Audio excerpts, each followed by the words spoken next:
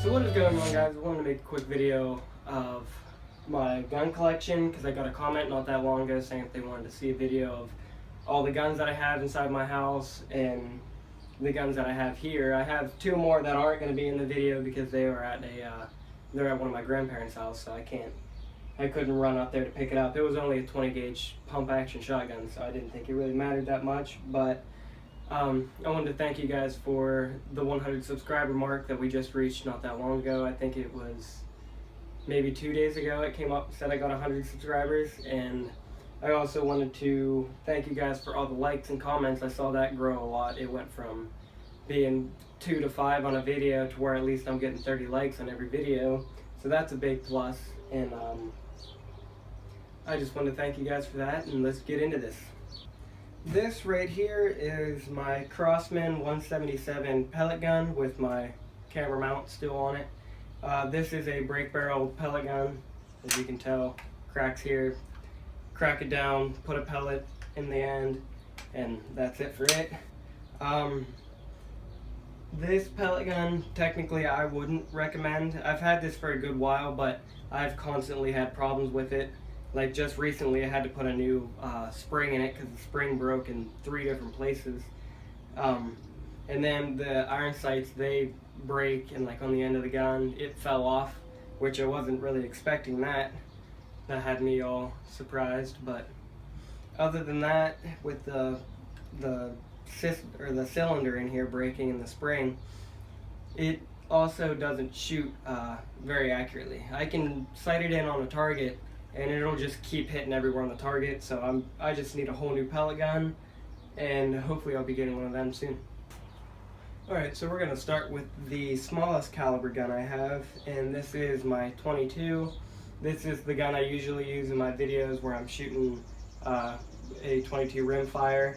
I have 2 of these. This is my, what is this? This is a Savage 22 long rifle, and then I also have a Remington 22 long rifle.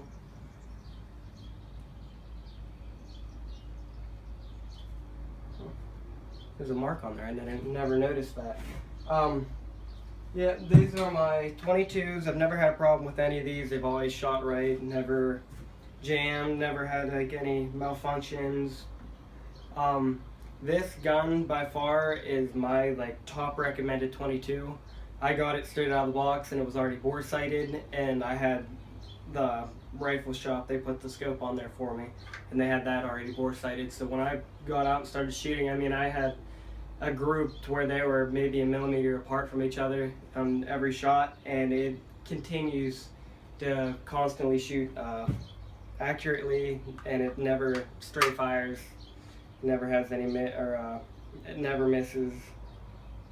Just all around a great caliber gun and a great build of a gun. This is a 22 Magnum. It is unloaded like all the other guns, no magazine. Currently doesn't have a scope on it because I just took it off because I don't know what happened, but the cross arrows and the inside of it turned sideways, so I have to get a whole new scope for that, and hopefully I'm going to be getting a actual scope made for a 22 mag. These has a 1 foot long bipods on it. This is not a real silencer. I've seen a couple people ask if it was real or why it was on here. This is actually, I'll get up closer so you can see. This is actually PVC piping over top of the barrel. The barrel actually ends right here so that it basically does nothing but look nice. And it has a 12 gauge choke in the end of the barrel. Next we have a 20 gauge single shot shotgun. I don't remember how long ago I got this. This was my dad's when he was younger and he passed this down. Standard, pull the trigger back, or pull the hammer back, and it shoots. Then right up front here at the end of the gun, or at the end of the trigger, you push this little thing in. I'll try and get closer so you can see it. You push that in, pull the barrel down, and then it kicks up and ejects the round out of the barrel for you. Standard bead sight like any other shotgun. Next we have a 12 gauge shotgun, standard pump action. This is a longer barreled. It's made for shooting like clay pigeons, duck hunting. I tend to use it a lot more for turkey hunting. It has a, I can't remember what type of choke. I don't have a choke tool to get it out. I'm pretty sure this is a full turkey choke. It's in there, or an extra full. This is a Mossberg 88 12 gauge. It is a Maverick. Great gun. I've shot this over probably like 3,000 or 3,000 or 4,000 rounds. Never had one single problem. Never ejected wrong. Never any problems with the internals. Nothing wrong with it. This is a great recommended 12 gauge shotgun. Then we have the Bilt 25-06. This is a another Savage Arms rifle with a heavy fluted barrel on it. The caliber is 25-06, and it's got a 6x25 by 56 mil dot rifle scope. This is an incredible gun. I can sit there, you don't even have to shoulder it. I mean, the barrel weighs so much that it doesn't kick whatsoever. And I mean, that's crazy for the caliber of round it is. And I mean, you can shoot the same hole over and over again on a target with this. It is incredibly accurate. And I'm pretty sure we've taken this out to 1,000 rounds and we're still shooting within an inch group of each other. This rifle right here is a 308 rifle. This has a, what kind of, a 3x5 by 10 loopholed scope on it. This is a fluted barrel. It's also blued, and this is my favorite part about it. It has a, right here you put your rounds in, and then there's like a little latch at the bottom of the gun right here, and you push this down. If I can get it, okay. You push it down. When you get it to go in, it opens up, and your rounds drop out from the inside of the gun. I'm trying to get the light to angle in there. But that's where all the rounds go, so when you go to unload it, all you gotta do is hit that little switch and it all falls out of the gun, which I thought was really neat to unload. And for the most powerful gun that we have, this is a Remington Model 770. This is my personal gun I got when I was younger for deer hunting.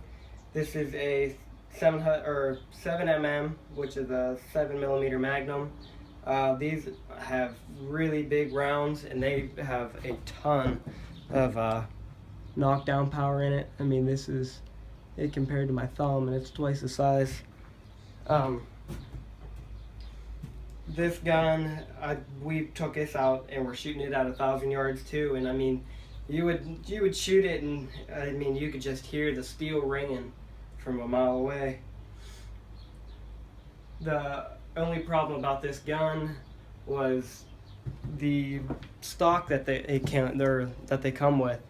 The little latch right here to hang your your gun strap on. These are actually made out of plastic. So when I put it on here up here, it actually broke off my plastic hook. So I had to grind it down and put in a regular metal one. But that was a big problem about that. We actually called the company and they said that they couldn't do anything about it because the warranty ran out because I had it for so long. But I was hoping that they could try and help me out because I mean that's just a crazy problem. I don't know why they would make it out of plastic like that. And I mean it cracked. Not even it was probably the first time I ever got to actually take it deer hunting. It cracked when I was walking up through a field and the gun fell down. Had to take it home and re-sight it in. And yeah, after I had to sight it back in and everything, then after that I just started shooting the way it was before. I mean, they shoot phenomenal. I mean, the kick is a little much, because I mean, if you hold it too close, you're getting smacked in the face with a scope, and that's no joke. I had that happen to me a couple times. But that's all. That's all the guns that I have that I had at my house. I still, like I said, I have 2 more that are out of my grandparents that I wasn't able to bring here. And I hope you guys enjoyed, and I thank you guys for watching. Hope you guys leave a like or comment below on what you think I should make next and what other type of videos. But other than that, have a good one.